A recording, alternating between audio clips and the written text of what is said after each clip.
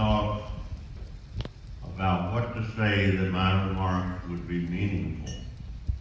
I think some of my personal experiences in Korea will answer that question. I became a Marine through the platoon leader class program, one of the many sources for officers used by the Marine Corps. It consisted of 2 summers at Quantico and a commission when I was graduated from college.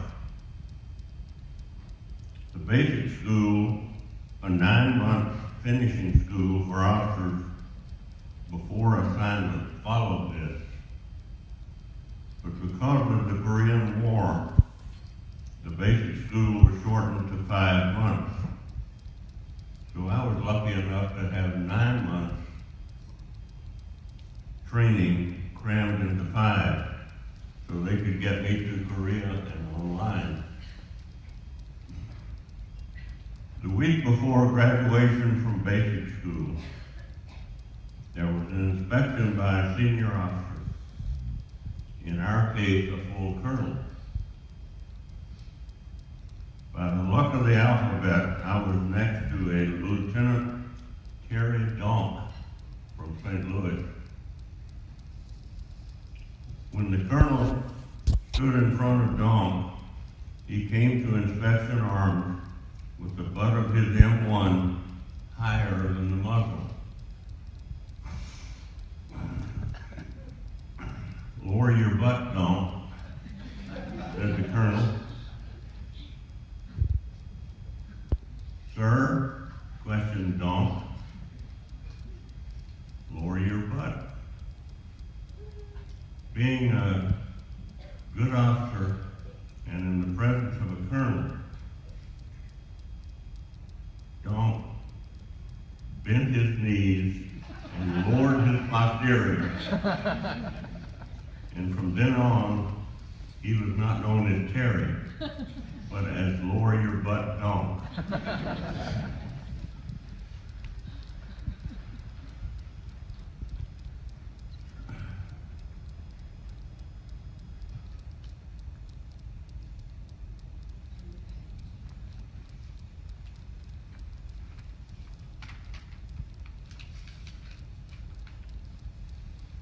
Now I want you to look at the Marine on your right and on your left, forward and on your 6.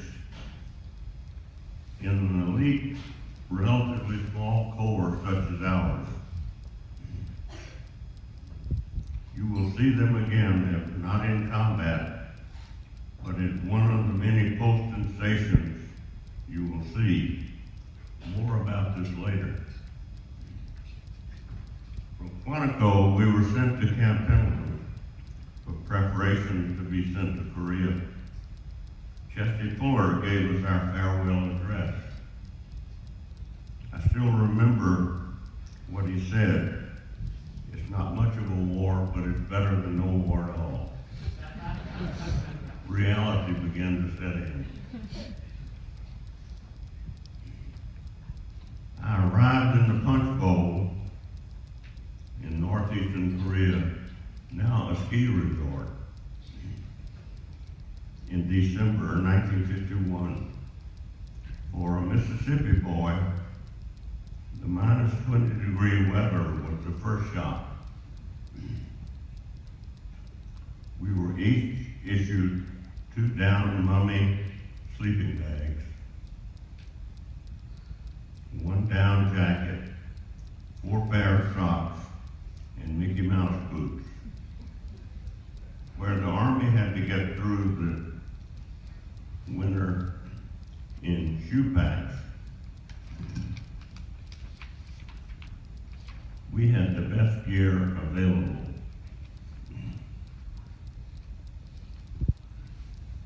And the division suffered no frostbite that winter, which was a miracle in itself.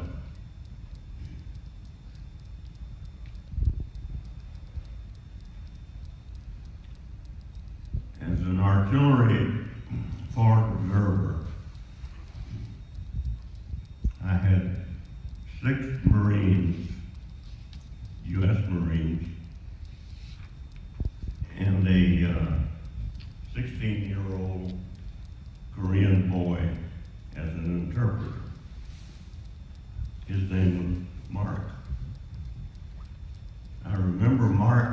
introducing himself, saying, "My name is Mark, and I am a Christian." That was unusual in Korea at the time, because most of the Koreans were Buddhist.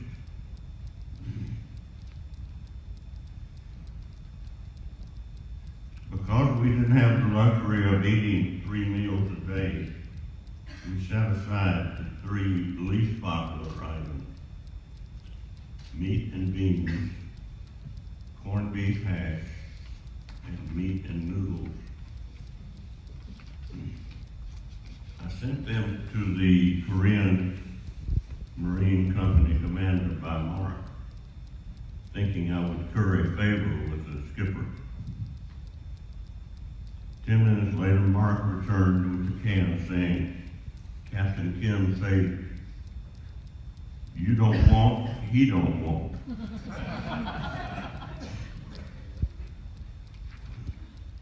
In February, someone with a higher pay grade than mine decided we could hide the division and lure the North Koreans into a trap. For 2 weeks, we were to have no fires or signs of activity. My scout sergeant and I concealed ourselves in a bunker on the forward slope of the hill between my observation posts. Beneath my observation post. The operation lasted only 2 days before Army artillery broke the silence and the secrecy by firing 2 guns. Leave it to the Army to blow the whole operation.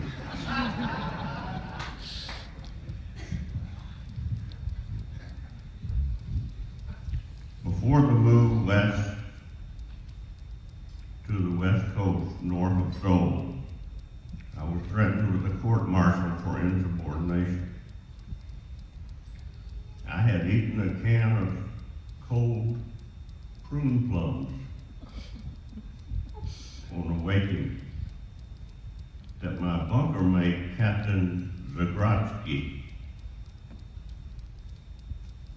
known as Ski,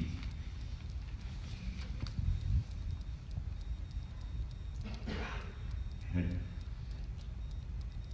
claimed as his own. When I came in from the observation post, I said, "Good morning, Ski." He stood at attention and said, "It's Captain Zagrodzki to you, Lieutenant Hunt." And he threatened a court-martial.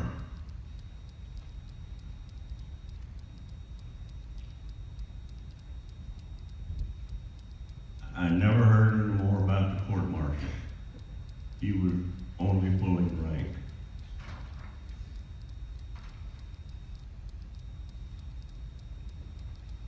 In August, I had been notified that I would go home on the next ship. On August the 10th, my 23rd birthday, I was told I was going back on line because the foreign observers suffered heavy casualties. I moved into my observation post and was firing at Chinese when a tank labored up the hill and began firing. I was surprised to see none other than "Lower Your Butt Gunk" appear in the turret. I was glad to see him, but his tank on top of my OP was not welcome because the tank was considered a bullseye on treads.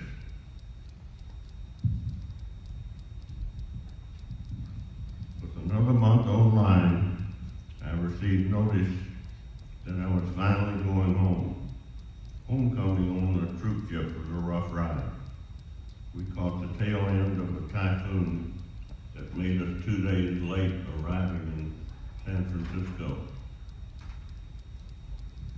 Upon arrival, we were deloused, vaccinated, and welcomed back home.